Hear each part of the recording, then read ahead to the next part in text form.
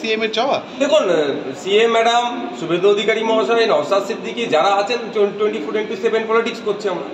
আমাদের মুভমেন্ট, আচার আচরণ, কথাবার্তা, ড্রেস কোড যা দেখবেন সব রাজনীতির বাইরে আমরা কিছু আর বুঝছি না। তো স্বাভাবিকভাবে ওখানে যিনি যাচ্ছেন, সিএম ম্যাডাম যাচ্ছেন, এটা বলতে অবকাশ লাগছে না। শুভেন্দুবাবু কদিন আগে গিয়েলেন ধর্মীয় স্থানে, আবার ম্যাডাম গিয়েছিলেন শিখ ভাইদের প্রোগ্রামে গিয়েছিলেন, হোলির প্রোগ্রামে গিয়েছেন, দুর্গা উৎসবে যান, যেখানে যান দেখুন পলিটিক্স আছে। ফুরফুরাশিপে যত পীর সাহেব পীরজাদা আছেন প্রত্যেকের কাছে গিয়েছেন। ইতিপূর্বে মুখ্যমন্ত্রী একাধিকবার ফুরফুরাশিপে আসলেও এইভাবে এই বৃহত্তর আকারে প্রোগ্রাম আমরা করতে দেখিনি। এই প্রথম প্রোগ্রাম হচ্ছে জেলা প্রশাসনের পক্ষ থেকে, ডিএম ম্যাডাম আছেন, এসপি সাহেবের পক্ষ থেকে চূড়ান্ত প্রস্তুতি নিচ্ছে। এবার আমার যাওয়ার যে ব্যাপারটা প্রশ্ন করছেন, 4টের সময় মুখ্যমন্ত্রী আসছেন, সেই সময় আপনারা দেখবেন। এটা তো সরকারি প্রোগ্রাম, মানে সরকার আপনারা দেখুন, আমি যাবো কি যাবো না আমি এখনো ক্লিয়ার করছি না। 4টের সময় মুখ্যমন্ত্রী আসছেন, আমাকে আমন্ত্রণ জানিয়েছে। আমরা ওখানে উপস্থিতি হচ্ছি কি অনুপস্থিতি হচ্ছে আপনারা দেখতে পাবেন।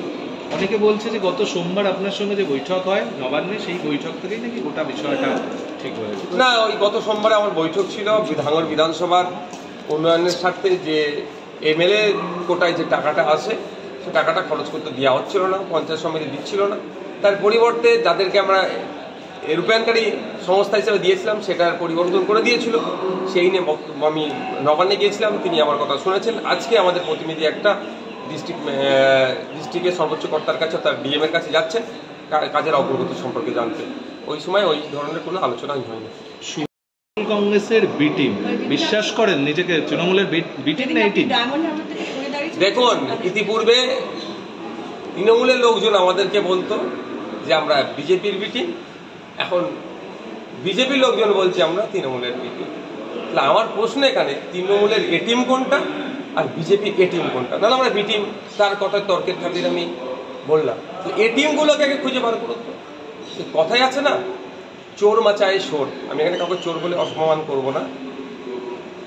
আমাদের গ্রাম্য ভাষায় একটা কথা আছে, গ্রামে আগে চোর পড়লে গ্রামের মানুষ উঠে গেলে চোর চোর চোর বলে চিৎকার করতো, ওর মধ্যে চোর চোর চোর করতে করতে বেরিয়ে পালতো। ব্যাপারটা হচ্ছে আমাদেরকে অনেক রকমভাবে দেখে দেওয়া হচ্ছে।